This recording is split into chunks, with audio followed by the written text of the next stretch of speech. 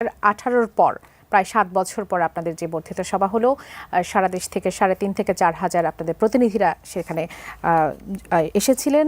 নানান বিষয় নিয়ে আলোচনা হয়েছে, মূলত নির্বাচনকে সামনে রেখে আপনাদের প্রস্তুতি শুরু হয়ে গেল। পুরো রেজুলেশন সম্পর্কে যদি একটু ছোট করে জানতে চাই। আপনাকে অসংখ্য ধন্যবাদ। দীর্ঘ 6-7 বছর, এটা একটা লম্বা সময়, এবং সেই সময় দেশনেত্রী বেগম খালেদা জিয়া কারাগারে যাওয়ার ঠিক 4 দিন আগে আমাদের বর্ধিত সভা হয়েছিল, এবং সেখানে তিনি দলকে ঐক্যবদ্ধ রাখা, তার অবর্তমানে বা তিনি যদি জেলে যান এই সম্ভাবনার কথা তিনি যখন বলেছিলেন, তখন যেন দল সংগঠিত থাকে এবং কোনোভাবেই কোনো উস্কানিতে পা না দেয়, এই নির্দেশনা তার ছিল। এবং 7 বছর পর আবারও তিনি আমাদের সামনে আসলেন ভিডিও বার্তার মাধ্যমে, এবং তার এবারের বক্তব্যটাও যদি আপনি লক্ষ্য করেন, আপনি দেখবেন ঐক্যের কথা বারবার উঠে এসছে তার বক্তব্যে, সহিষ্ণু রাজনীতির কথা তার বক্তব্যে উঠে এসছে, এবং আগামীর পথ নির্বাচন ঘিরেই আসলে আমাদের সকল প্রস্তুতি নিয়ে আলাপ হয়েছে। দেখুন, আমরা তো বাংলাদেশের মানুষ 17 বছর, একটা লম্বা সময় মানুষ ভোট দিতে পারেনি। কি জাতীয় নির্বাচন, কি স্থানীয় সরকার নির্বাচন, কোনোটাতেই কিন্তু মানুষ তার পছন্দের প্রতিনিধি নির্বাচন করে যেটাকে বলে, সেটি হয়ে ওঠেনি। সো এত বছর পর নেতাকর্মী থেকে শুরু করে দেশের আপামর সাধারণ মানুষও কিন্তু অপেক্ষা করে আছে যে তারা আসলে তাদের প্রতিনিধি নির্বাচন করবার যেই অধিকার তাদের, সেটা তারা ফিরে পেতে যাচ্ছে। তো সেটিকে ঘিরেই আমাদের আলোচনা হয়েছে, এবং দলকে আরো কি করে সংগঠিত রাখা যায়, এবং ব্যক্তির চেয়ে দল এবং দলের চেয়ে দেশ বড়, বিষয়টি বারবার আলোচনা এসছে। এবং এটি আমাদের শহীদ প্রেসিডেন্ট জিয়াউর রহমান, বিএনপির প্রতিষ্ঠাতা, তার কথা যে ব্যক্তির চেয়ে দল বড়, দলের চেয়ে দেশ। এবং এটি জনাব তারেক রহমান এবং দেশনেত্রী বেগম খালেদা জিয়া তারাও কিন্তু তাদের বক্তব্যে এই বার্তাটি দেবার চেষ্টা করেছেন। আমরা নতুন দলের কথা বলছি, নতুন দলের পক্ষ থেকেও এরকম অনেক কিছুই আসলে মিল থাকে রাজনৈতিক দলগুলোর কথাবার্তার মধ্যে, যেমনটি সারওয়ার তুষারদের দল থেকেও বলা হচ্ছে যে ব্যক্তিকেন্দ্রিক নয়, দল কেন্দ্রিক নয়, আসলে বাংলাদেশের মানুষের জন্য রাজনীতি তারা করবেন, বাংলাদেশের জন্য রাজনীতি করবেন। সারওয়ার তুষার, আপনার কাছে আসি। আপনাদের নতুন পার্টির জন্য শুভকামনা থাকছে। নিবন্ধনের ব্যাপারে প্রস্তুতি কতটুকু চলছে? নির্বাচন কেন্দ্রিক প্রস্তুতি কেমন চলছে? আপনাকে ধন্যবাদ, এবং রুমিন আপাকে আমি শুভেচ্ছা জানাই। যেহেতু আমরা একটা রাজনৈতিক দল হিসেবে আত্মপ্রকাশ করেছি, ফলে আমাদের অবশ্যই লক্ষ্য থাকবে নির্বাচন কেন্দ্রিক। এবং এখন রমজান মাস চলছে, আমাদের দলীয় ফোরাম এখনও সেভাবে আমরা বসতে পারিনি, কারণ জাস্ট 2 দিন হলো। তো আমরা খুব শীঘ্রই বসবো নিজেদের মধ্যে, কিছু ইনফর্মাল বসা হচ্ছে। তো আমরা যেটা সিদ্ধান্ত নিয়েছি বা আলোচনা চলছে, সেটা হচ্ছে যে নির্বাচন কমিশনের কাছ থেকে নিবন্ধন পেতে গেলে একটা ক্রাইটেরিয়া আছে যে আপনাকে 21 জেলায় এবং 100 উপজেলায় অফিস থাকতে হয়। তো সেটা আমরা ঈদের পরে যেন এই কার্যক্রমটা দ্রুতই নিবন্ধনের জন্য অ্যাপ্লাই করতে পারি, সেটার জন্য কিছু ঘরোয়া হোমওয়ার্ক করা দরকার আছে। সেগুলো আমরা এই রোজার মাসে সেরে ফেলতে চাচ্ছি, যাতে, এবং আমাদের যে জাতীয় নাগরিক কমিটি যেটা ছিল, সেই কমিটি তো প্রায় 400 কমিটি ছিল, ওয়ার্ড এবং থানা পর্যায়ে এই কমিটিগুলো, এবং এরা তো আসলে একটা রাজনৈতিক দল করার জন্যই এই কমিটিতে এসেছিল। তো এখন যখন পার্টি হয়েছে, তখন এই কমিটিগুলোকে পার্টিতে মাইগ্রেট করার একটা ব্যাপার আছে। তো অর্থাৎ এই প্রশ্নটি আসলে আপনার কাছে আমি করতামই যে জাতীয় নাগরিক কমিটি বা বৈষম্য বিরোধী ছাত্র আন্দোলন, এদের ভবিষ্যৎটা আসলে কি হতে যাচ্ছে, বা এগুলো বিলুপ্ত হয়ে যাবে কিনা? না, বিলুপ্ত হবে না। জাতীয় নাগরিক কমিটি একটা প্রেশার গ্রুপ হিসেবে যে আত্মপ্রকাশ করেছিল, সেভাবেই সেটা থাকবে। কিন্তু এখন যে সারা দেশে যে কমিটি দেখতে পাচ্ছেন, এই কমিটিগুলো হয়তো লাগবে না। এটা হয়তো শুধু ঢাকা বেসড কিংবা সর্বোচ্চ বিভাগীয় শহর বেসড একটা সিভিল সিদ্ধান্ত আছে আমাদের মধ্যে, একটা অন্তত নীতিগত সিদ্ধান্তটা নেওয়া আছে। এটা এখন একটা আনুষ্ঠানিকতাটা বাকি আর কি, যেটা একটা প্রেশার গ্রুপ হিসেবে থাকবে, যারা রাজনীতিতে বা বাংলাদেশের জনগণের জন্য কোনটা ঠিক কোনটা উচিত সেই ফরমাইশগুলো করবে। সেটা কখনো বিএনপিরকেও সমালোচনা করবে, কখনো এই জাতীয় নাগরিক পার্টিকেও সমালোচনা করবে। এটা যেহেতু রাজনৈতিক দল না, ফলে সে যেটা উচিত সেই কথাটাই বলতে থাকবে আর কি। একটা প্রেশার গ্রুপ যেমন থাকে বাংলাদেশে, এরকম আমরা দেখেছি, এইটা সে ধরনের একটা প্ল্যাটফর্ম হিসেবে থাকবে। আর জাতীয় নাগরিক পার্টি তো একটা রাজনৈতিক দল হিসেবে বৈষম্য বিরোধী ছাত্র আন্দোলনও কথা চলছে, যেহেতু একটা বৈষম্য বিরোধী ছাত্র আন্দোলন একটা আন্দোলনের প্ল্যাটফর্ম হিসেবে বা গণ অভ্যুত্থানের প্ল্যাটফর্ম হিসেবে, এটা হয়তো বৈষম্য বিরোধী আন্দোলন হিসেবে আসতে পারে, ছাত্র না, ছাত্রদের প্ল্যাটফর্ম না, বৈষম্য বিরোধী আন্দোলন, যারা আসলে ঠিক পার্টি না, কিন্তু আন্দোলনের একটা ফোর্স হিসেবে কিভাবে রাখা যায় তাদেরকে। আপনারা তো আসলে লেজুর ভিত্তিক ছাত্র রাজনীতি বন্ধের কথা বারবার বলে এসেছেন, কিন্তু যখন আপনারা পার্টি হয়ে গেলেন, তখন আসলে প্রশ্ন আসছে যে বৈষম্য বিরোধী ছাত্র আন্দোলন বা জাতীয় নাগরিক কমিটি, তারা কি আপনাদের সেই একই মোড়কে আসলে লেজুর ভিত্তিক ছাত্র রাজনীতির যে প্রশ্নটি, সেটি হতে যাচ্ছে থাকবে না? কারণ হচ্ছে বৈষম্য বিরোধী ছাত্র আন্দোলন তো কোনো সংগঠনের লেজুর না, বরং বৈষম্য বিরোধী ছাত্র আন্দোলন একটা রাজনৈতিক দল উপহার দিয়েছে বাংলাদেশকে, এবং জাতীয় নাগরিক কমিটিও, এই দুটো সংগঠন মিলেই আসলে আমরা বলেছি যে বৈষম্য বিরোধী ছাত্র আন্দোলনের নেতৃত্বে জাতীয় নাগরিক কমিটির উদ্যোগে একটা দলটা এসেছে, ফলে এটা লেজুর ভিত্তিক না। এবং আপনি নিশ্চয়ই খেয়াল করেছেন এর মধ্যে একটা স্বাধীন ছাত্র সংগঠন আত্মপ্রকাশ ঘটেছে, যার গণতান্ত্রিক ছাত্র সংসদ নামে। তারা কিন্তু স্পষ্ট করেছে যে তারা আসলে, এবং এরা মূলত বৈষম্যবিরোধী ছাত্র আন্দোলনের সাথেই নানাভাবে জড়িত ছিল, যারা সাবেক সমন্বয়ক, তাদের উদ্যোগে হয়েছে। ফলে ওইটা একটা ইন্ডিপেন্ডেন্ট ছাত্র সংগঠন হিসেবে ক্রিয়াশীল থাকবে। বৈষম্য বিরোধী ছাত্র আন্দোলন হয়তো বৈষম্য বিরোধী আন্দোলন হিসেবে থাকবে। এদিকে জাতীয় নাগরিক কমিটি তো আছে, এগুলো প্রেশার গ্রুপ কিংবা আন্দোলনের বিভিন্ন মোর্চা কিংবা এই যে শহীদদের বিচার, শহীদ হত্যার বিচার, আহতদের পুনর্বাসন, এগুলো নিয়ে তারা হয়তো কাজ করবে। আর সংস্কারের প্রশ্নে হয়তো তাদের কিছু অবস্থান থাকবে, কিন্তু তারা কখনোই আর রাজনৈতিক দল গঠনের পার্টির সঙ্গে একেবারে সরাসরি কোনো সম্পৃক্ততা থাকছে না, বিষয়টি কেমন? সম্পৃক্ততা থাকবে না। তারা যেটা রাজনীতি, আমরা যখন ধরুন এটা খুব ফ্র্যাঙ্কলি বলতে গেলে, আমরা যখন রাজনৈতিক দল, তখন তো আমাদের নির্বাচন যেহেতু সামনে খুবই দ্রুততম সময়ের মধ্যে নির্বাচন আমরা দেখতেই পাচ্ছি, এই বছরই নির্বাচন হবে। একটু আগে প্রধান উপদেষ্টা একই ধরনের কথা বললেন। তাহলে তো এই যে পার্টি যেটা হয়েছে, তাকে তো আসলে নির্বাচন কেন্দ্রিক এক ধরনের তৎপরতা বা গোছানোর মধ্যে থাকতেই হবে, কিছু করার নাই। আর এই যে জাতীয় নাগরিক কমিটি এবং বৈষম্য বিরোধী আন্দোলন, তাদের তো আর নির্বাচনের ট্রেন ধরার কোনো তারা নেই। ফলে তারা যেটা বাংলাদেশের জন্য সর্বোচ্চ উচিত যে ঘটনাটা যেটা হওয়া দরকার, সেই কথাগুলো তারা অ্যাডভোকেসি করতে থাকবে, একটা প্রেশার গ্রুপ হিসেবে থাকবে। এই ফরমেশনে আমরা ভেবেছি আর কি। আচ্ছা, যেমনটি রুমিনা আপা বলছিলেন যে বিএনপির কাছে ব্যক্তির চেয়ে দল বড়, দলের থেকে দেশ বড়। আপনারাও বলেন যে ব্যক্তিকেন্দ্রিক বা দলকেন্দ্রিক নয়, বাংলাদেশের জন্য রাজনীতি করবেন, বাংলাদেশের মানুষের জন্য রাজনীতি করবেন। বিএনপি বা অন্যান্য দলের সাথে আপনাদের তফাৎটা আসলে কোথায়? তফাৎ হচ্ছে যে এই প্রথম বাংলাদেশে কোনো রাজনৈতিক দল, মেইন স্ট্রিম রাজনৈতিক দল, যারা একটা ব্যবস্থা পরিবর্তনের কথা বলছে, যে আমরা একটা গণতান্ত্রিক ব্যবস্থা পরিবর্তন করতে চাই। আপনি দেখেছেন যে আমরা আমাদের ঘোষণাপত্র, যেটা ওপেনিং স্টেটমেন্ট নাহিদ ইসলাম পড়েছেন, সেখানে তিনি কিন্তু বলেছেন একটা গণপরিষদ নির্বাচনের কথা, সংবিধান পরিবর্তনের কথা এবং ফ্যাসিবাদী ব্যবস্থার বিলোপ। এটা তো আমরা হুট করে বলছি না, এটা 3 অগাস্ট থেকেই এটা লাখো জনতার উপস্থিতিতে তখন বলা হয়েছিল। এখন সেইটাকেই আরও এক্সপান্ড করে, ওই কথাটাকে, ওইটার মর্মশ্বাসকে ধরে আরও এক্সপান্ড করে এই রাজনৈতিক দলগুলো এই রাজনৈতিক দলটা তার যে ঘোষণাপত্র এবং তার যে কর্মসূচিগুলো থাকবে সামনে, আমরা তো এখন কর্মসূচি ডিক্লেয়ার করি নাই। বিএনপি যেমন 31 দফা আছে, আমাদেরও তো এরকম দফা থাকবে।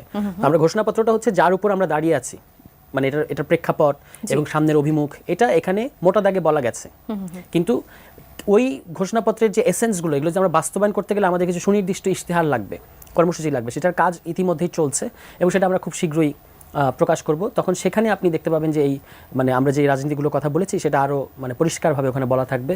এবং আমরা ইতিমধ্যেই যেগুলো বলেছি সেগুলো তো আপনারা খেয়াল করেছেন, পরিবারতান্ত্রিক রাজনীতির বিরুদ্ধে, দুর্নীতিমুক্ত বাংলাদেশের কথা, গণতান্ত্রিক বাংলাদেশের কথা, মৌলিক অধিকার যেখানে নিশ্চিত করা হবে, এরকম অনেকগুলো অর্থনীতির ক্ষেত্রে আমরা সেগুলো বলা আছে। রুমিনা আপা, আপনার কাছ থেকে একটু জানি যে নতুন দলের সারওয়ার তুষার যখন বলছিলেন রাজনৈতিক দলগুলো থেকে কেন আলাদা হবে, বিএনপি থেকে কেন আলাদা হবে, আপনার কোনো প্রশ্ন আছে কিনা নতুন দলের প্রতি? সারওয়ার তুষার যেহেতু আমাদের সঙ্গেই আছেন, আপনি কোনো প্রশ্ন করতে চাইবেন কিনা?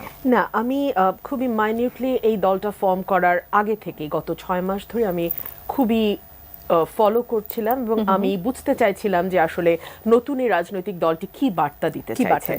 আমরা দেখেছি যে সমাজের যারা সচেতন মানুষ, তাদের কিন্তু সকলেরই আকাশচুম্বী একটা প্রত্যাশা এই নতুন দলটির প্রতি ছিল।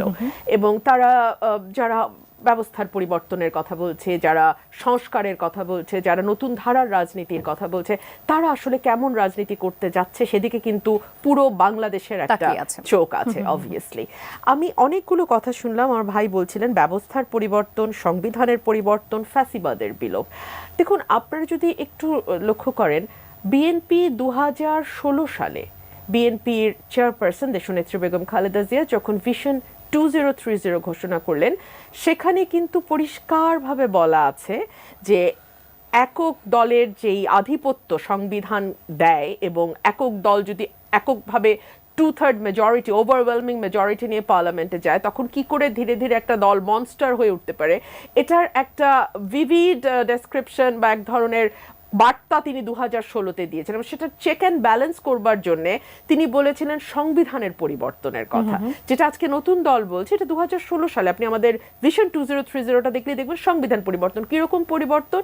প্রধানমন্ত্রী এবং রাষ্ট্রপতির ক্ষমতার একটি ভারসাম্য, একটা ব্যালেন্স নিয়ে আসা, এক ব্যক্তি দুবারের বেশি প্রধানমন্ত্রী না হওয়া, দলের প্রধান এবং রাষ্ট্রের প্রধান, দলের প্রধান এবং সরকারের প্রধান দুজন আলাদা ব্যক্তি হওয়া, এবং 70 অনুচ্ছেদের একটি সংস্কার, সেই সঙ্গে আপনার বিচার বিভাগের সংস্কার, আইন বিভাগের সংস্কার, নির্বাহী বিভাগের সংস্কার, ইত্যাদি ইত্যাদি ইত্যাদি, মিডিয়ার সংস্কার, অন্যান্য যে প্রতিষ্ঠানগুলো আছে সেগুলো সংস্কারের কথাও ভিশন 2030 এসছে। এর ধারাবাহিকতায় 27 দফা দেয়া হয়েছিল, তারপরে সকলের সঙ্গে মিলিতভাবে বিএনপি 31 দফা ঘোষণা করেছে। এবং আজকে যেই নতুন পরিবর্তনের কথাগুলো নতুন দল বলছে, এই পরিবর্তনগুলো কিন্তু মোরালেস ইনক্লুডেড আছে ওখানে। সো আমার কাছে যেটা মনে হয়েছে যে দলগুলোর মধ্যে আসলে সেই অর্থে খুব বড় মত পার্থক্যের কোনো জায়গা আছে তেমনটি আমরা মনে করছি না। হ্যাঁ, নতুন দল পরিবারতন্ত্রের বিরুদ্ধে কথা বলছে। দেখুন, পরিবার থেকে যদি যোগ্য কেউ আসেন, যিনি তার মেধা যোগ্যতা দিয়ে দলে জায়গা করে নিতে পারেন এবং পরবর্তীতে দলকে নেতৃত্ব দেওয়ার যোগ্যতা যদি তার থাকে, তাহলে কেবলমাত্র পরিবার থেকে এসেছে বলেই যে আপনি তাকে বাদ দেবেন, সেটা কি খুব যৌক্তিক? সেটাও তো আসলে খুব যৌক্তিক নয়, তাই না? আমাদের উপমহাদেশের পলিটিক্যাল কালচারটা যদি আমরা একটু দেখি, এটা ভালো মন্দ এটা নিয়ে আসলে ডিবেট হতে পারে, কিন্তু বাস্তবতা হচ্ছে মানুষ ঐক্যের প্রতীক হিসেবে একটা পরিবারকে চায়। ফর এক্সাম্পল, ভুট্টো পরিবার পাকিস্তানে, কিংবা নেহেরু পরিবার ভারতে, সো তারা চায়। এমনকি ওয়েস্টেও আমরা দেখছি ট্রুডো ফ্যামিলি, জাস্টিন ট্রুডোর পরিবার, কিংবা আমরা বুশ ফ্যামিলি। সো আমাদের ফ্যামিলি কালচারটা অল ওভার দ্য ওয়ার্ল্ড এটা আছে। এটা শুধু উপমহাদেশের সংস্কৃতি বা বলবো কেন, তবে উপমহাদেশে যেটা হয় সেটা হচ্ছে দলগুলোকে ঐক্যবদ্ধ রাখতে গেলে ফ্যামিলি ছাড়া উপায় থাকে না। কেন আমি আপনাকে বলি, ধরুন 81 সালে শেখ হাসিনাকে কেন ফিরিয়ে আনা হয়েছিল? বিকজ তখন আওয়ামী লীগ খণ্ড বিখণ্ড হয়ে গেছে। আওয়ামী লীগ মিজান, ব্র্যাকেট বন্দি, আওয়ামী লীগ অমুক, আওয়ামী লীগ তমুক। আবার একইভাবে শহীদ প্রেসিডেন্ট জিয়াউর রহমানকে যখন হত্যা করা হয়, তিনি শহীদ হন, তখন কিন্তু দেশনেত্রী বেগম খালেদা জিয়া পলিটিক্সে আসার ব্যাপারে নিজে যে খুব আগ্রহী ছিলেন তেমনটি নয়। তাকে এক প্রকার জোর করেই দলের দায়িত্ব নিতে হয়, বিকজ না হলে দলকে আসলে ঐক্যবদ্ধ রাখা যাচ্ছিল না। এবং দেখা গেছে যে পথ পরিক্রমায় তিনি অত্যন্ত সফলভাবে দলটিকে নেতৃত্ব দিয়ে আজকে 40 বছর এই জায়গাটিতে নিয়ে এসে দাঁড় করিয়েছেন। গত 17 বছরে তো অনেক কথা হয়েছে, বিএনপি ভেঙে যাবে, বিএনপি টুকরো টুকরো হয়ে যাবে, বিএনপি এই চলে গেল, ভেঙে গেল, হলো না। এই জন্যই মনে করছেন যে পরিবারতন্ত্রটা থাকাটা আসলে জরুরি? পরিবারতন্ত্র থাকা বলতে আমি এভাবে বলছি, কনটেক্সটটা যে আমাদের উপমহাদেশের বাস্তবতা, পলিটিক্যাল রিয়ালিটিটা কি। রিয়ালিটি হচ্ছে মানুষ একটা পরিবারকে ঐক্যের প্রতীক হিসেবে দেখে, এক। দুই হচ্ছে সেই পরিবার থেকে যদি যোগ্য কেউ আসেন, তাহলে তো কেবলমাত্র পরিবার থেকে এসছেন, এজন্য তাকে খারিজ করে দেওয়াটা কতটুকু যৌক্তিক, এই প্রশ্নটা নিশ্চয়ই স্যার তো সেটা ব্যাখ্যা করবেন। আমাদের দেশে তো আসলে রেকর্ড সংখ্যক রাজনৈতিক দল আছে, আমরা যুগে যুগে সেগুলো আসলে দেখে আসছি, কিন্তু গণতন্ত্রকে সুসংহত করার জন্য আমরা কিন্তু বিগত সময়ে যে রাজনৈতিক দলগুলো, সেগুলোকে কিন্তু আমরা সেভাবে ভূমিকা পালন করতে দেখি নাই। কেননা সেখানে দেখা গেছে ব্যক্তি স্বার্থ প্রাধান্য পেয়েছে একেবারে জাতীয় স্বার্থের থেকে, কখনো দলের স্বার্থটা প্রাধান্য পেয়েছে। কিন্তু নতুন রাজনৈতিক দল তারা বলছে, তারা নতুন আশা নিয়ে, আপনিও বলছিলেন যে সকলেই আসলে তাদের দিকে একটু নজর রেখেছে, তারা কি কি নতুন প্রতিশ্রুতি দেয়। তাদের যে প্রতিশ্রুতি, সেখানে তারা এগিয়ে আছে কিনা আপনার কাছে কি মনে হয়? দেখুন, আপনি যদি আমাদের সংবিধানটা একটু লক্ষ্য করেন, সেখানে আপনি দেখবেন চমৎকার কথার কিন্তু কোনো অভাব নেই। রাষ্ট্রের সকল ক্ষমতার মালিক জনগণ, এটাও বলা আছে। আপনার চিন্তার স্বাধীনতা, বাক স্বাধীনতা, হ্যাঁ কিছু এক্সেপশন দিয়ে দেওয়া আছে, বাট তার বাইরে ইটস ওপেন। গণতন্ত্রের কথা, মানুষের সরাসরি ভোটে প্রতিনিধি নির্বাচিত হইবে, হয়েছে কি? কথা আপনি যতই চমৎকার বলেন না কেন বা লেখেন না কেন, লিখতেই পারেন, বলতেই পারেন, সেটা আপনি কতটুকু কাজে পরিণত করতে পারছেন সেটাই প্রশ্ন। কেন এই প্রশ্নটা আমি আজকেই তুলছি, তার কারণ হচ্ছে it is too early to make a comment. মানে ওনারা মাত্র একটি নতুন রাজনৈতিক দল গঠন করেছেন, আমাদের দেশের সাধারণ মানুষের শুভেচ্ছা, রাজনৈতিক দলের একজন কর্মী হিসেবে আমাদের শুভেচ্ছা ওনাদের সাথে আছে। কিন্তু আপনি মনে করে দেখুন, সেপ্টেম্বর মাসে, আমি যদি ভুল না করে থাকি, এই দল যাদেরকে নিয়ে গঠিত হয়েছে তারা কিন্তু বিভাগে বিভাগে সমাবেশ করছিলেন, জেলায় জেলায় বোধ হয় না server, if I am not wrong. তখন কিন্তু ডিসিএসপিদের সরকারের তরফ থেকে নির্দেশনা দেওয়া হয়েছিল সকল প্রকার সহযোগিতা ওনাদেরকে করতে। এই যে ওনারা যেদিন দল ঘোষণা হলো আপনাদের মানিক মিয়া অ্যাভিনিউতে, সেই দিনও পিরোজপুরের পুলিশ 5টি বাস রিকুইজিশন দিয়ে ওনাদেরকে দিয়েছেন। এই রাজনীতির এই যে প্রাথমিক যেই ধাক্কাটা, এটাই তো আমাকে পুরনো রাজনীতির কথা মনে করিয়ে দেয়। আওয়ামী লীগের সমাবেশের আগে বাস ভর্তি ভর্তি, সরকারি বাস ভর্তি ভর্তি করে আওয়ামী লীগের নেতাকর্মী আসতো, আর বিএনপির সমাবেশ হলে বাসের আকাল পড়ে যেত, সব বাস স্ট্রাইক করে বসে থাকতো ওই দিন। বাসের পুনরাবৃত্তি তো আসলে আমরা চাই না এই রাজনৈতিক দলটি তখন করুক। কি প্রশ্ন কি তখন প্রশ্ন আসে, এবং আরো বেশি প্রশ্ন আসে কেন বাবলি, ওনারা তো আমাদেরকে একটা প্রতিশ্রুতি দিয়েছেন আমরা পরিবর্তন আনবো, রাইট। সো আমরা ডে ওয়ান থেকে সেই পরিবর্তনটা, দেশের মানুষ সেই পরিবর্তনটা ওনাদের কাছে আশা করে, ওটাই ওনাদের ইউএসপি, ওটাই ওনাদের মূল ইউএসপি। জি, ওটা ঠিকঠাক সারাত তুষার, যে পরিবর্তনটা দেশের মানুষ আসলে প্রত্যাশা করে সেখানে কেন শুরুতেই এরকম বিঘ্ন ঘটছে? বিঘ্ন বলতে যদি পিরোজপুরের ঘটনাকে মিন করেন তাহলে আমি বলবো একটু, মানে এটা তো হচ্ছে পিরোজপুরের ঘটনাটা আমি অনেক জায়গায় বলেছি, আরেকবার বলি, সরকারের তরফ থেকে এটার একটা ব্যাখ্যা দেওয়া হয়েছে। এটা এরকম না যে জেলা প্রশাসকের বা সরকারের অর্থ বলে এখানে আসা হয়েছে, কিংবা ওই বাসের জ্বালানি খরচ সরকার প্রোভাইড করেছে, বাস ভাড়া সরকার দিয়েছে, ব্যাপারটা এরকম না। যেহেতু এবং খেয়াল করবেন কয়টা বাস, 5টা বাস, 100 বাস না, 500 বাস না, ঠিক আছে। আওয়ামী লীগের কথা যেটা আপা বলেছেন এটা ঠিক। আওয়ামী লীগের আমলে কিভাবে হতো, আওয়ামী লীগ হচ্ছে ধমক দিয়ে বাসগুলোকে এখানে নিয়ে আসতে বাধ্য করতো, কিন্তু যেহেতু ইয়াংরা পিরোজপুর থেকে এখানে ঢাকায় এই প্রোগ্রামে আসতে চায়, তারা বাস মালিকদের সাথে যোগাযোগ করেছে, কিন্তু তারা হচ্ছে আপনার এটা মানে স্বাভাবিকভাবেই ভয় পাচ্ছিল যে এটা কই যাবে, তরুণরা কোথায় না কোথায় যাবে, ইয়াংদের ব্যাপারে তো একটা ভয় থাকে, আশঙ্কা তো থাকে। সেখান থেকে হচ্ছে তারা তখন যখন দিচ্ছিল না, তখন বলছে অনুমতি লাগবে, তখন তারা শহীদ পরিবারকে দিয়ে ডিসিকে অনুরোধ করিয়েছেন, এবং ডিসি শুধু বলেছেন যে ওরা একটা প্রোগ্রামে যাবেন, আপনি এটা একটু দেখেন ফ্যাসিলিটেট করতে পারেন কিনা, ভাড়া, বাসের খরচ, সকল খরচ তো আমরাই বহন করেছি, ঠিক আছে। তো এইটা আমি যেমন ধরুন আপনি যদি ঢাকায় আজকে একটা সমাবেশ করেন, আপনার কি সরকারের কাছ থেকে কোনো জায়গা নিতে হবে না, বা আপনাকে গাড়িগুলো পার্কিং করতে সরকার কোনো জায়গা দেবে না? দেবে তো। তো সেটার মানে কি সরকারের কাছ থেকে আপনি সুবিধা নিচ্ছেন? মানে এটাকে একেবারে এই সুবিধা নিচ্ছেন না, এটাকে একেবারে বাতিল করে দেবার মতো বিষয় না। আমি তো বললাম যে এখন এটা তো সত্য যে জেলা প্রশাসক এখানে রেকমেন্ড করেছে বাসগুলো নেওয়ার ক্ষেত্রে, 5টা বাস নেওয়ার ক্ষেত্রে। এখন কিন্তু সেটাকে আমি যে কনটেক্সটটা বললাম, এটা আপনি বিবেচনা করে তারপর এটাকে কি ওই যে আলোচনাটা চলছে সরকারের পৃষ্ঠপোষকতায় ওই ফ্রেমে ফেলবেন, কারণ সরকার বলেছে যে এখানে আমাদের কোনো ভূমিকা নেই, পিরোজপুরের ডিসি শহীদ পরিবার অনুরোধে করেছেন। এখন তবু যে এটাকে আমরা কি সরকারি ইয়েতে, এখন আপনি ওই আপনাদের অনেক চ্যানেল কিন্তু ওখানে ছিল, আশরাফ কায়সার নিজে উনি একজন প্রথিতযশা সাংবাদিক, উনি ওখানে উপস্থিত ছিলেন, অনেকের সাথে কথা বলেছেন। সেখানে কি পাচ্ছি আমরা, প্রত্যেকে বলছে তারা নিজ গরজে এসছে, আমরাও জানি না এরা কারা, আহতরা নিজ গরজে এসছে বলেছে এরা আমাদের দল, ঠিক আছে। এখন এই পুরো জিনিসটা এটা বুঝতে হবে যে মানুষের ইমোশনটা, তরুণদের ইমোশনটা এখানে এইভাবে অ্যাটাচ করা বা জড়িয়ে আছে। একটা ঘটনা এখানে এরকম ঘটেছে, না ঘটলেই হয়তো সবচেয়ে ভালো হতো, মানে এই তর্কটা আমাদের করতে হতো না, কিন্তু যেহেতু ঘটেছে এটা, কিন্তু এটাকে কেন্দ্র করে ধরেন আমরা যদি পুরোটাকে বলতে চাই যে পুরো ঘটনাটা এরকম একটা ফেব্রিকেটেড বা মানে একটা দলকে কৃত্রিম উপায়ে গড়ে তোলা হচ্ছে, এটা ঠিক হবে না, ঠিক হবে না। একটু প্রশ্ন করি, সেটা হচ্ছে রাজনৈতিক দলগুলোর তো আসলে প্রধান শক্তি হচ্ছে জনশক্তি, বিশেষ করে তৃণমূলের জনশক্তিটা সব থেকে বড় শক্তি হিসেবে কাজ করে। সেক্ষেত্রে দলের ভেতরের কোন্দল কিন্তু পুরনো যে দলগুলো আছে কম বেশি সেটা আমরা দেখতে পাই। আপনাদের মধ্যেও নিজেদের মধ্যে যারা বৈষম্য বিরোধী ছাত্র আন্দোলন বলি, জাতীয় নাগরিক কমিটি বলি, সারা দেশব্যাপী যারা এই আন্দোলনে মুখ্য ভূমিকা পালন করছে, তাদের মধ্যেও যারা বিভিন্ন জায়গা থেকে আমরা দেখেছি কিছুটা কোন্দলের আভাস কিন্তু আমরা দেখেছি, বিশেষ করে বেসরকারিদের সঙ্গে একটা কোন্দলের ব্যাপার আমরা অতি সম্প্রতি আসলে দেখতে পেয়েছি।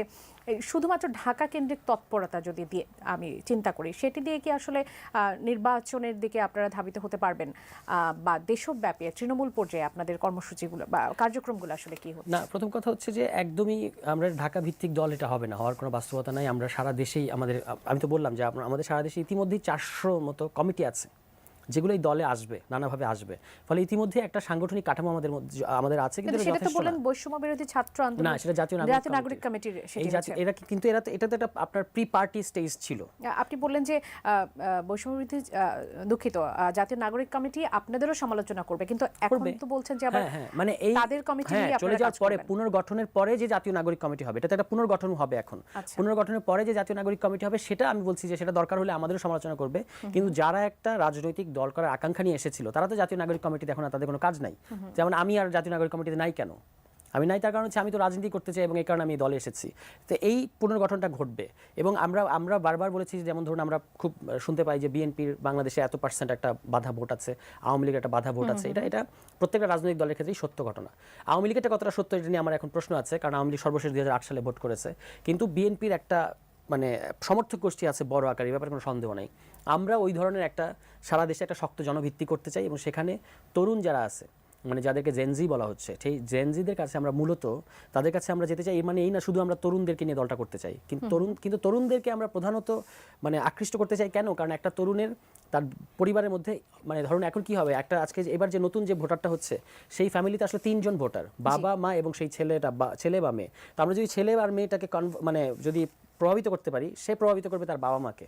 এবং আমরা কিন্তু বলে দিচ্ছি যে খুব বেশি মানে উচ্চাশা আপনার সামনে আমি প্রকাশ করব না, কিন্তু সামনে নির্বাচনটা খুব সহজও হবে না, কারণ এবার প্রচুর সুইং ভোট থাকবে। এবং আমরা বলবো বা বলা শুরু করেছি যে নতুনদের ভোট নতুন মার্কায় হোক। কেন এটা বলাটার ইম্পর্টেন্স হচ্ছে এই কারণে, যেমন আমার বাবা বা আমার মায়ের একটা মার্কার প্রতি ভালোবাসা আছে, যে মার্কায় তিনি ভোট দিয়েছেন বা দিয়ে অভ্যস্ত, তিনি ওই মার্কাটাকে খোঁজেন যখন ভোট দিতে যান। কিন্তু এবার যে বিপুল সংখ্যক নতুন ভোটার আসছে, তাদের তো কোনো মার্কার প্রতি ওই ইয়েটা নাই, অ্যালাইনমেন্টটা নাই, তাদের জন্য একটা নতুন মার্কা। তো আমরা যখন যদি বলা শুরু করি যে নতুনদের ভোট, এটা তো ইলেকশন ক্যাম্পেইনে প্রত্যেকটা দলের স্ট্র্যাটেজি থাকবে। আমি আগেই ফাঁস করে দিলাম অন রেকর্ড, ঠিক আছে, যে আমরা এটা বলা শুরু করব, তখন কি হবে বলা যায় না। তিনিও আপনাদের সাথে কথা বলতে চান। দর্শক স্বাগত জানাচ্ছি, কে বলছেন, কোথা থেকে বলছেন, আপনার প্রশ্ন করবেন। আমার নাম মোহাম্মদ রাশেদ, আমি ঠাকুরগাঁ সদর থেকে বলতেছিলাম। জি বলবেন। আমার প্রশ্ন হচ্ছে, এরা যে নতুন দল করলো, এদের অর্থটা কোথা থেকে আসছে? এক, দ্বিতীয়ত, এই যে আন্দোলনের সময় অনেক যুদ্ধাহত ভাই হাত পা হারাইছে, এদের এটা গুরুত্ব দেয় না, এদের খোঁজ খবর এনে না, হুট করে নতুন রাজনৈতিক দল নিয়ে ব্যস্ত। এত টাকা এরা পায় কোথায়? ওদের ট্রিটমেন্ট দেয় না কেন? আপনাকে ধন্যবাদ। থাকুন আমাদের সঙ্গে। আরো একজন দর্শক আছেন, তার প্রশ্নটি নিতে চাই। দর্শক স্বাগত জানাচ্ছি, কে বলছেন, কোথা থেকে বলছেন, আপনার প্রশ্ন করবেন। জি দর্শক শুনতে পাচ্ছেন? জি জি আমি আমার নাম ইউনুস, আমি নাটোর থেকে বলছিলাম। জি বলবেন, আপনার প্রশ্নটি করবেন। জি, আমার প্রশ্ন ছিল তুষার সাহেবের কাছে। আমরা হলো যে কোটা আন্দোলন করলাম 71 সালে, যে মুক্তিযোদ্ধাদের সন্তানদের যে কোটা ছিল, সেই কোটা বাতিলের জন্য, মেধার জন্য আন্দোলন করা হলো, নিঃসন্দেহে ধন্যবাদ। এবং একজন ফ্যাসিস্ট সরকারকে বিতাড়িত করা হলো, জন্য ধন্যবাদ পাওয়ার যোগ্য তারা। এখন দেখলাম মাউসি একটা বিজ্ঞাপন দিছে যে ভর্তির ক্ষেত্রে, সরকারি প্রতিষ্ঠানে ভর্তির ক্ষেত্রে 5% পাবে এই জুলাই মুক্তিযুদ্ধে যারা হলো আত্মদান করছে বা শহীদ হয়েছে, যে ভাষাতেই বলি। তাহলে কি আমরা আবার সেই কোটাতেই ফিরে গেলাম না? তাহলে 71-এর মুক্তিযোদ্ধাদের কি দোষ ছিল? আরো একজন আছেন, এই প্রশ্নটি নিয়ে আমি এই অংশটুকু শুরু করতে চাই। দর্শক স্বাগত জানাচ্ছি, কে বলছেন, কোথা থেকে বলছেন, আপনার প্রশ্নটি করবেন। আমি আব্দুল ওয়াহাব মন্ডল, রাজবাড়ি থেকে বলছিলাম। জি বলবেন। আমি রুবিন সুফানের কাছে প্রশ্ন রাখতে চাই যে ওনারা যে এই নতুন দল সম্পর্কে ওনারা যে চ্যালেঞ্জ মোকাবেলা করছেন কিনা, ওনাকে ওরা জামাত যেহেতু ওনাদের থেকে আলাদা দল করেছে, এই নতুন দলকে ওনারা চ্যালেঞ্জ মোকাবেলা করছেন কিনা? অসংখ্য ধন্যবাদ। থাকুন আমাদের সঙ্গে, এই প্রশ্নের উত্তর দিয়ে একটু এই অংশটা শুরু করি। রুমিনাপা, ফাঁকা মাঠে গোল দেবার সুযোগ তো আসলে এখন আর নেই, কেননা জামাত আপনাদের সঙ্গে নেই এবং নতুন দল তারা কিন্তু বেশ জোরে সোরেই আসলে তারা চলে এসেছে, তাদের জনসমর্থনটা এখন অন্য পর্যায়ে, কেননা জেনজি আছে তাদের পাশে। আপনারা কি চ্যালেঞ্জ অনুভব করছেন কিনা? দেখুন, ফাঁকা মাঠে গোল দেওয়ার অভ্যেসটা আওয়ামী লীগের ছিল, এবং এই অভ্যেসের চর্চা তারা এখন থেকে না, জেনজি তো একদম নতুন জেনারেশন, ওরা হয়তো জানে না 73 সাল থেকে তারা বিসমিল্লাহ করেছিল ফাঁকা মাঠে গোল দেওয়ার চেষ্টা। সেই সময় জাসদ এবং কিছু স্বতন্ত্র প্রার্থী, যার মধ্যে আমার বাবা একজন, ব্রাহ্মণবাড়িয়া থেকে, জেতার পরে তাকে পরের দিন বিজয়ী ঘোষণা করা হয়, রাতে পরদিন সকালে তাকে পরাজিত করা হয় এবং তাকে বলা হয় কি ওলি আহাদ জিতলা না আমাকে ছাড়া, শেখ মুজিবুর রহমান বলেছিলেন। সো এগুলো ওনাদের চর্চা, ওনাদের অভ্যেস। বিএনপি তো সেই দল যার হাত ধরে, শহীদ প্রেসিডেন্ট জিয়া রহমানের হাত ধরে বাংলাদেশে সকল রাজনৈতিক দল আবার নতুন করে রাজনীতি করার সুযোগ পায় বাংলাদেশে, বিকজ তার আগে তো বাকশাল কায়েম করে গিয়েছিল আওয়ামী লীগ। সেখান থেকে আওয়ামী লীগ তার নিজের নামে আবার রাজনীতি করা শুরু করে, শহীদ প্রেসিডেন্ট জিয়া রহমানের কল্যাণে রাজনীতি করা শুরু করে। সুতরাং আজকে যে দলগুলো আমরা দেখছি, একেবারে নতুন গঠিত দল কয়েকটি ছাড়া, যেই দলগুলো পুরনো যেগুলো আছে, তারা সকলেই কিন্তু সেই সময়েই তৈরি, সেই সময় আবার নতুন করে রাজনীতি করা শুরু করে।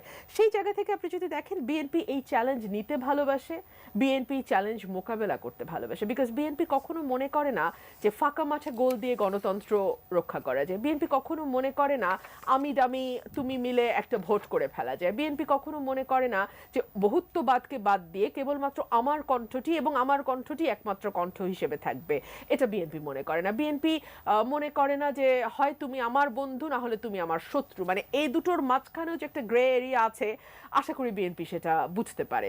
তো আচ্ছা। সেই জায়গা থেকে আমার মনে হয় যে নতুন দলকে বিএনপি প্রথম থেকেই স্বাগত জানিয়েছে এবং সার্টেনলি আমরা হোল হার্টেডলি, অ্যাটলিস্ট আমি আমার কথা বলতে পারি, হোল হার্টেডলি আমি তাদের জন্য শুভকামনা দিচ্ছি এবং আমি আশা করছি বাংলাদেশের রাজনীতির গুণগত পরিবর্তনে তারা নিশ্চয়ই বড় ভূমিকা বড় রাখবে। ভূমিকা এবং রাখতে পারবে, যেটা সেটাই হবে, আশা করছেন।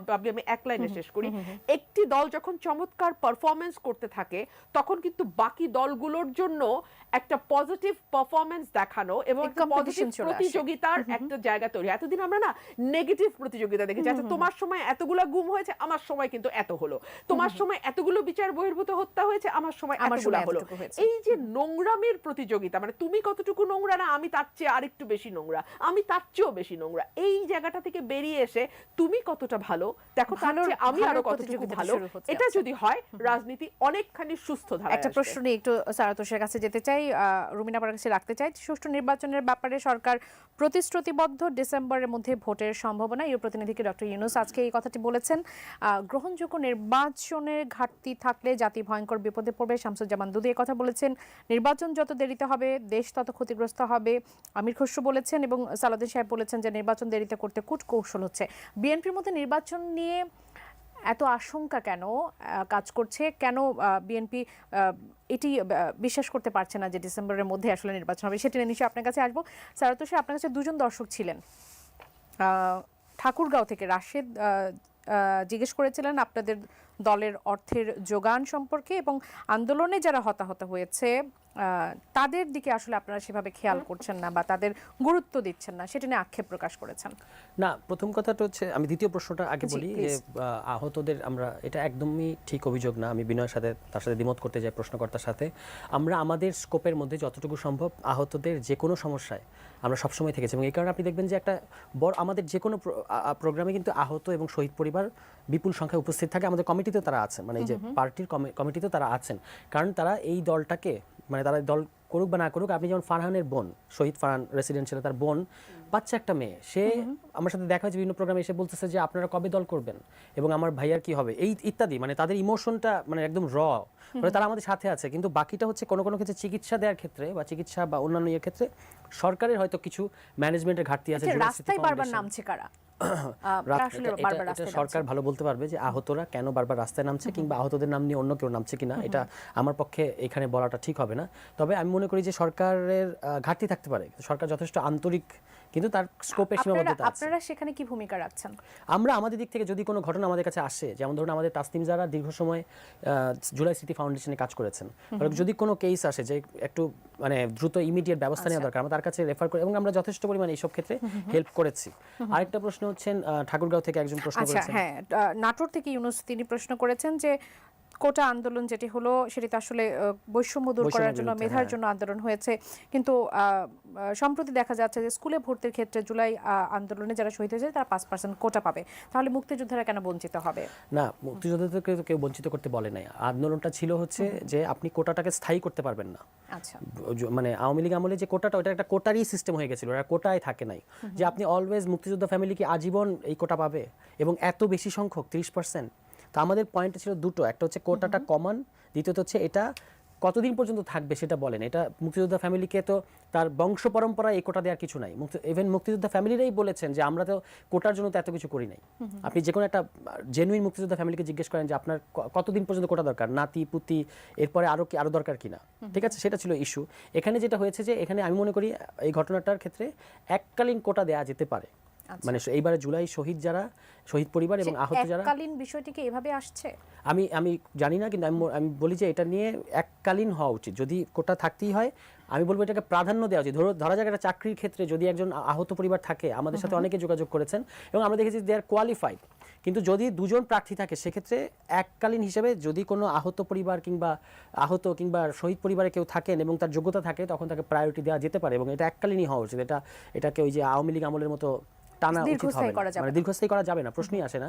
ফলে মাউসির এটা আমি এখনই বলতে পারছি না, আমাকে এটা দেখতে হবে। কিন্তু এই কোটার ব্যাপারে আমাদের এই হচ্ছে অবস্থান, এইটা হচ্ছে আপনাদের এককালীন অবস্থান হতে পারে এটা, ঠিক আছে, এটা বারবার হওয়ার রুমিনা আপার কাছে প্রশ্ন রেখে গিয়েছিলাম, নির্বাচন নিয়ে আসলে এত আশঙ্কা, এত সংশয় কেন কাজ করছে? দেখুন, নির্বাচন নিয়ে আশঙ্কা যে বড় বিষয় হয়ে দাঁড়াচ্ছে, আমরা ভাবছি দেশের মানুষের মধ্যে একটি ধারণা তৈরি হচ্ছে এই সরকারটি কি নতুন রাজনৈতিক দলের ব্যাপারে কিছুটা বায়াসড, এই সরকারটি কি তাদেরকে প্যাট্রোনাইজ করবার চেষ্টা করছে। অনেকগুলো কারণে প্রশ্ন এসছে।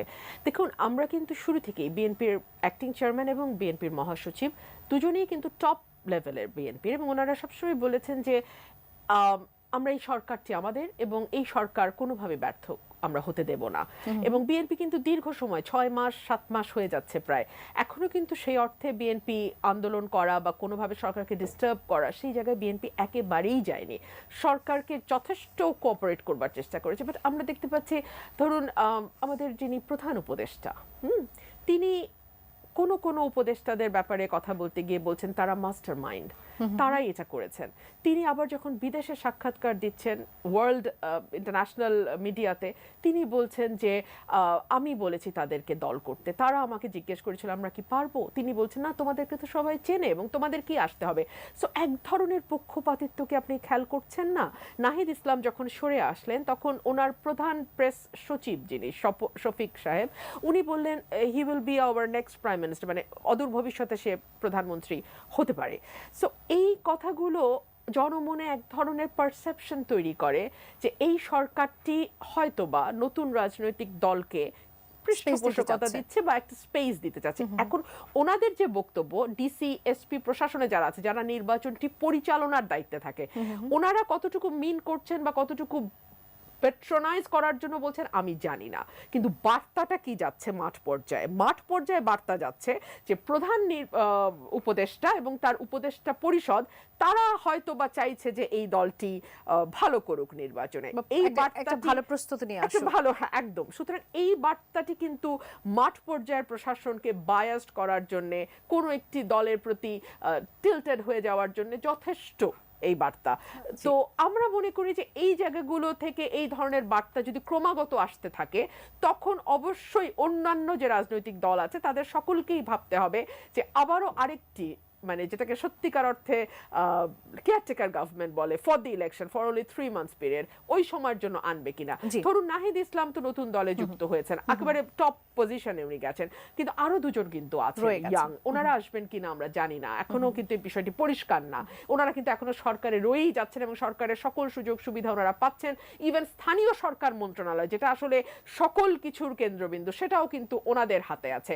এবং আমাদের একজন উপদেষ্টা রিসেন্টলি বলেছেন যে আমরা জানি না যে আমরা আসলে ভবিষ্যতে পলিটিক্সে যুক্ত হব কিনা। এই কথাগুলো এক ধরনের অস্বস্তি তৈরি করছে। এই ব্যাপারে কি আপনি উত্তর দিতে চাইবেন যে আপনাদের যে দুজন প্রতিনিধি ইতিমধ্যে সরকারে আছে, তারা কি আপনাদের সঙ্গে রাজনীতিতে যুক্ত হচ্ছেন কিনা, বা যেহেতু রুমিন আপা বলছিলেন যে সরকারের তো সকল ধরনের সুযোগ সুবিধাই তারা আসলে এখন উপভোগ করছেন। আচ্ছা, তারা যেহেতু উপদেষ্টা, তারা তো সরকার সুযোগ সুবিধা পাবেনি, আর তারা আমাদের পরিচিত, কিন্তু তারা আমাদের প্রতিনিধি হিসেবে সরকারে নাই, তারা গণ অভ্যুত্থানের প্রতিনিধি হিসেবে আছে। আপনি একটা সিনারিও কল্পনা করেন, এইটা যে ধরনের সরকার হয়েছে, মানে আমাদের এই সরকার নিয়ে তো অনেক ধরনের আক্ষেপ আছে যে গণ অভ্যুত্থানের পরে যে ধরনের সরকার হওয়া উচিত ছিল এটা হয় নাই। এটা যে এখনো যে আমরা এটাকে গণ অভ্যুত্থানের সরকার ভাবতে চাই, এটা কারণ হচ্ছে এরা আছে, তার মধ্যে থেকে একজন আবার চলে এসেছে, এবং আসার মধ্যে সরকারের সাথে আমাদের সম্পর্ক আরও আলগা হয়েছে। মানে নাহিদ চলে আসে, নাহিদ হি ইজ দ্য কি ফিগার, যাকে আমরা দেখুন, আমরা যদি সরকারের কাছ থেকে সুবিধা নেওয়াটা যদি মূল ব্যাপার হতো, তাহলে নাহিদকে ওখানে আমরা রাখতাম। মাস্টারমাইন্ড তো বলা হচ্ছে, মাস্টারমাইন্ডের তর্কটা পরে আসি, মাস্টারমাইন্ডটা এখন প্রাসঙ্গিক তর্ক না, কিন্তু যদি আমাদের ইচ্ছা থাকতো যে সরকারের কাছ থেকে সহযোগিতা নেব, তাহলে আমরা কিন্তু দলটা এগিয়ে নিতাম, নাহিদকে মন্ত্রণালয়ে রাখতাম, এবং তার মধ্যে দিয়ে আমরা সুযোগ সুবিধা নিয়ে কাউন্সিলের আগে, নির্বাচনের আগে নাহিদকে দলের মধ্যে, এটা তো সম্ভব। এরকম কিছুটা হয়নি যে আপনাদের দল যখন প্রকাশিত হবে, আত্মপ্রকাশ করবে, তার 2 দিন আগে 3 দিন আগে না, এটা হয় নাই। এই মুহূর্তে সরকার আরো অন্তত বোঝা যায় যে বছরখানেক বা 8-9 মাস তো আছে, কারণ ডিসেম্বর টু মার্চের মধ্যে যদি ইলেকশন হয়, এইরকম 1 বছর বাকি থাকতে নাহিদ ইসলাম সরকার থেকে বেরিয়ে আসছে। এটা তো আমাদেরকে অ্যাপ্রিসিয়েট করা উচিত। আর বাকি যে দুজনের কথা বলেছেন, তারা কি রাজনৈতিক দল করবেন কি করবেন না, তার জন্য তো আমাদের কর্মকাণ্ড আটকে থাকবে না। তারা পরবর্তীতে আসলে তাদেরকে কম্পিটিশন করে আসতে হবে। যে তারা আসলে সরকারের থেকে আপনাদের দলে পরবর্তীতে যদি আসে, তাহলে তো তখন প্রশ্নটা উদ্রেক করবে যে সরকার থেকে যদি তারপর হচ্ছে আমি আপনাদের একজন প্রতিবেদককেই বলেছিলাম যে, মানে আহ্বান জানিয়েছিলাম যে আপনাদের কাছে আপনাদের প্রচুর সোর্স আছে, আপনারা খোঁজ নেন, ইন্টেলিজেন্স আছে বাংলাদেশে, তারা খোঁজ নিক, তারা বলুক যে এই আসলেও কি এরা আমাদের সরকার আমাদেরকে কোনো হেল্প করছে কিনা বা করার মতো বাস্তবতা আছে কিনা। আমি মনে করি যে এই সরকারের, মানে যদি হেল্প সে করতেও চায় এই দলটাকে, ওই সক্ষমতাই নাই। থেকে। রুমিনাপা, আপনার কাছে একেবারে 2 মিনিটের জন্য আসি। নতুন রাজনৈতিক বন্দোবস্তের কথা বলছে নতুন দলটি। তারা বলছেন যে সেকেন্ড রিপাবলিক প্রতিষ্ঠার জন্য গণপরিষদ নির্বাচনের মাধ্যমে একটি নতুন সংবিধান প্রণয়নের কথা তারা বলছেন। স্লোগান নিয়ে প্রশ্ন আসছে। মির্জা আব্বাস বলেছেন যে স্লোগানের ব্যাপারে সাবধান থাকতে বললেন। এখানে আপনার কি কোনো সংশয় আছে? দেখুন, নতুন একটি দল তাদের নতুন এজেন্ডা নিয়ে মাঠে থাকবে, এটাই স্বাভাবিক। প্রশ্ন হচ্ছে মানুষ তাদের এই এজেন্ডা কতটুকু গ্রহণ করছে। এটা যাচাইয়ের একটা মাত্র উপায়, সেটা হচ্ছে একটি গ্রহণযোগ্য নির্বাচন। আমরা একটু আগে আলোচনায় বলছিলাম যে আমরা অলরেডি একটা মনে মনে ধারণা করি যে এই দলের এত % রিজার্ভ ভোট, ওই দলের এত % রিজার্ভ ভোট। কিন্তু আমার কি মনে হয় জানেন, গত 15 বছরে না অনেক কিছু হয়তো গোলমাল হয়ে গেছে। We do not know, because আমাদের তো 15 বছর ধরে কোনো কিছুর মধ্যে দিয়ে, কোনো স্ক্রিনিং এর মধ্যে দিয়ে আমাদের যেতে হয়নি, কোনো পরীক্ষার মধ্যে দিয়ে আমরা যাইনি। সো আমরা তো আসলে জানি না যে কার ভোট কত। হয়তো দেখা যাবে যে যেই দলটিকে আমরা মনে করছি তার তেমন কোনো ভোট নাই, সেই দলটি অনেক ভালো করে ফেলেছে সেই স্ক্রিনিং নির্বাচনে। এর জন্যই তো তারা আসলে স্থানীয় পর্যায়ে নির্বাচনটা আগে যাচ্ছে। দেখুন, স্থানীয় পর্যায়ে নির্বাচনের পরিবেশ কি এই মুহূর্তে বাংলাদেশে আছে আপনি আমাকে বলেন। আইন শৃঙ্খলা পরিস্থিতি নিয়ে আজকে বিবিসি বাংলা একটা সাক্ষাৎকার নিয়েছে প্রধান উপদেষ্টার, এবং সেখানে আমি খুবই বিস্মিত হয়ে লক্ষ্য করেছি প্রধান উপদেষ্টা বলছেন যে আইন কানুন যথেষ্ট ভালো আছে, আগের বছরের চেয়ে কোনো অংশেই খারাপ না। ইট সারপ্রাইজড মি, মানে উনি যদি শেখ হাসিনা হতেন বা দলীয় কোনো ব্যক্তি হতেন প্রধান, তাহলে এই কথা আমাকে বিস্মিত করতো না, কিন্তু ওনার এই কথা বিস্মিত করেছে। বিকজ স্ট্যাটিস্টিক্সে বলছে, পুলিশের পরিসংখ্যান বলছে 50% থেকে 60% ইনক্রিজ হয়েছে এই বছর আগের বছরের তুলনায়। সো এটা আসলে খোলা চোখে সাদা চোখে দেখা যায়, এটা অস্বীকার করার তো কিছু নাই। তো সেরকমই আর কি, আমরা এখনো কিন্তু ঠিক মতন জানি না যে আমাদের মাঠের অবস্থা কি। তো নতুন দল তাদের নতুন তর্ক, নতুন বিতর্ক, নতুন এজেন্ডা সামনে আনবে, মানুষ সেটাকে কতটুকু গ্রহণ করবে এটা মানুষের হাতে। অসংখ্য ধন্যবাদ সারা তুষার। একেবারে শেষ 2 মিনিট আপনার জন্য, সেটি হচ্ছে যে এই স্ক্রিনিং করার আপনারা আসলে কি ধরনের কোন বিষয়টিকে প্রেফার করছেন? কেননা তৃণমূলের যে প্রশ্নটি আমি শুরুতে করছিলাম, যে তৃণমূলে আপনাদের সেভাবে নিশ্চয়ই এখনো গুছানো বা প্রস্তুতি আসলে হয়নি, আপনারা সেজন্যই কি স্থানীয় নির্বাচনটা আগে চাচ্ছেন? তাহলে বলেন যে তৃণমূলে যেহেতু আমরা গোছানো নাই, তাহলে স্থানীয় সরকারে আমাদের লাভটা কি? লাভটা কি? তবু তো আমরা স্থানীয় সরকারের কথা বলেছি। এখন যদি আপনি 1 সপ্তাহের মধ্যে স্থানীয় সরকার নির্বাচন দেন, তাহলেও তো বিএনপি সে প্রস্তুতি আছে যে তাদের, যেহেতু তারা একটা বড় দল এবং সর্বত্রই তাদের সাংগঠনিক কাঠামো আছে, তারাই ওখানে দ্রুততম সময়ের মধ্যে ইলেকশন পার্টিসিপেট করতে পারবে। আমাদের বরং প্রার্থী খুঁজতে হবে, তাই না? ফলে এটা যেটা বলা হচ্ছে যে স্থানীয় সরকার নির্বাচন আগে হলে আমাদের সুবিধা, বা জাতীয় সরকার নির্বাচন পরে হোক ইত্যাদি, এইটা না। ব্যাপারটা হচ্ছে যে স্থানীয় প্রশাসনে একটা দারুণ রকমের শূন্যতা আছে এবং জনপ্রতিনিধি নাই। এতদিন যারা ছিল আওয়ামী লীগের সাথে, তারা তো পলাতক সব। ফলে এখন আপনি ইউএনওরা অতিরিক্ত পাওয়ারফুল হয়ে গেছে, ঠিক আছে?